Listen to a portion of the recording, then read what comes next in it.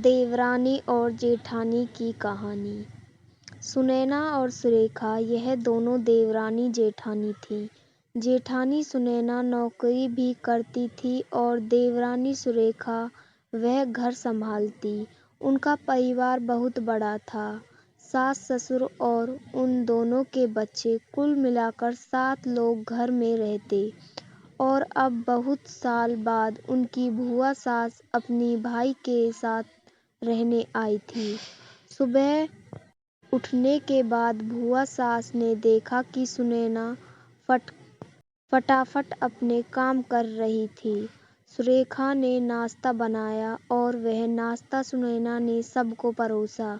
उसके बाद सुनैना ने अपना टिफिन पैक किया और वह काम पर निकल गई। सुरेखा ने वापस दोपहर का खाना तैयार किया और थोड़ा वक्त अपनी सास और भूआ सास के साथ बैठी रही। भूआ सास से रहा नहीं गया। उन्होंने सुरेखा को पूछा, छोटी बहू, तुम्हारी जेठानी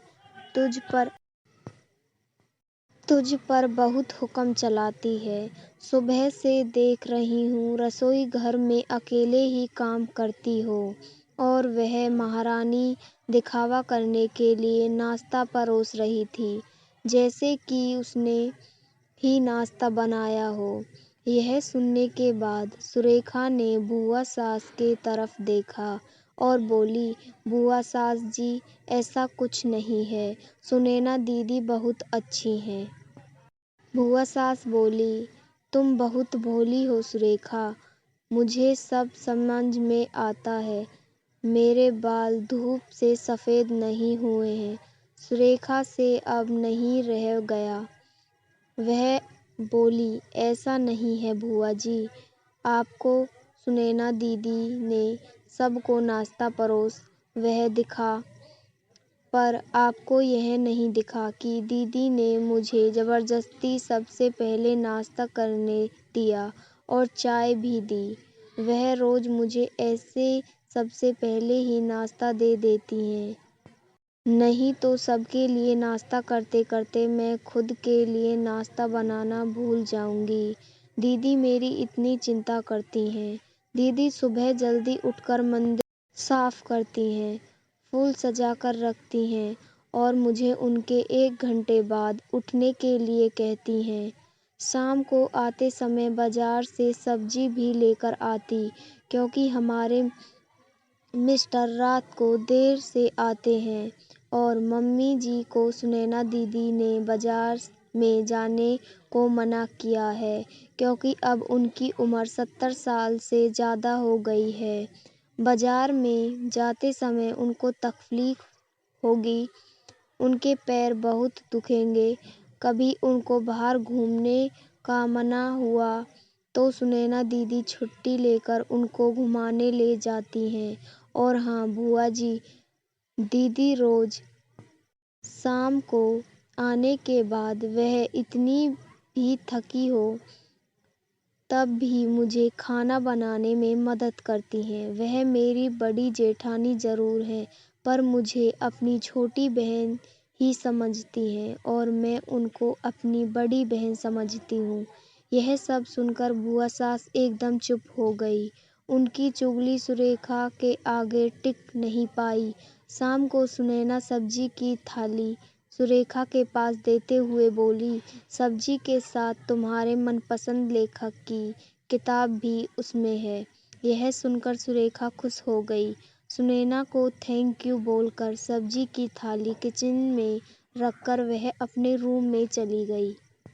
उतने में भूआ ने सुनैना को आवाज़ दी, बड़ी बहू जरा यहाँ आना। वह बोली, सुनैना तू इतनी मेहनत करके पैसे कमाती है और ऐसे फालतू में किताब खरीदी करके मुफ्त का खर्चा करती हो, वह भी अपनी छोटी देवरानी के लिए।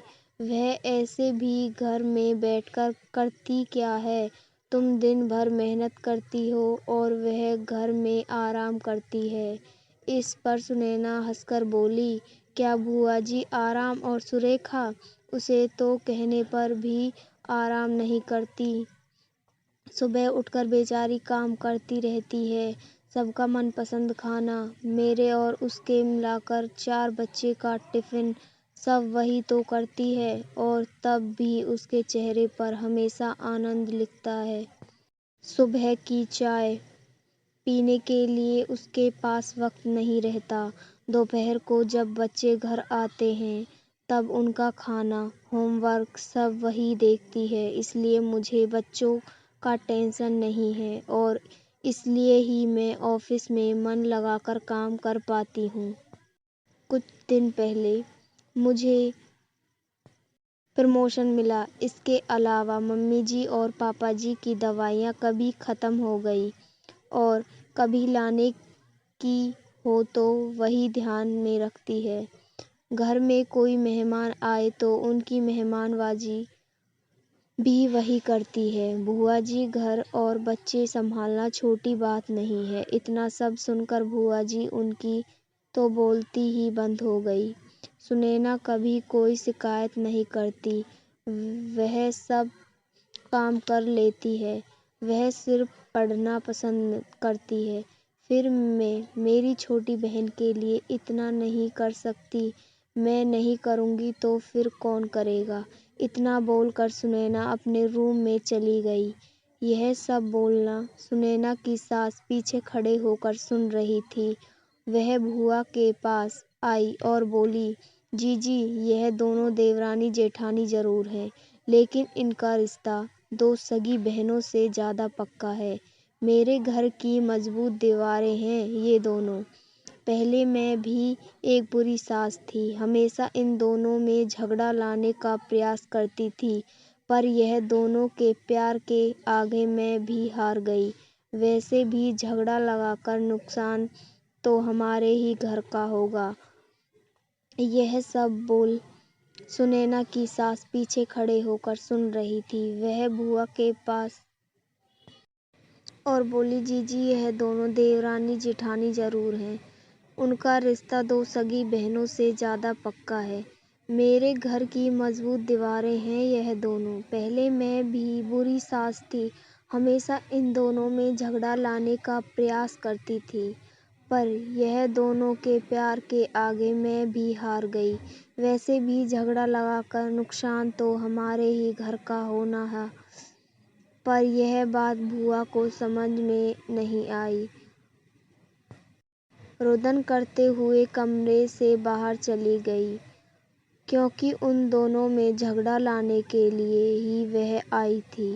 पर सुनैना और सुरेखा इनके जैसी 2 समझदार देवरानी जेठानी के बीच झगड़ा करवाना बहुत मुश्किल था। तो दोस्तों, सुनैना और सुरेखा इनकी जैसी समझदार देवरानी जेठानी जिस घर में होंगी उस घर का कोई बुरा नहीं कर सकता। जिस घर में ऐसी बहुएं होंगी वह घर स्वर्ग बन जाएगा। दोस्तों, देवरानी जेठानी की सुंदर देसी कहानी आपको कैसी लगी ज़रूर बताएं।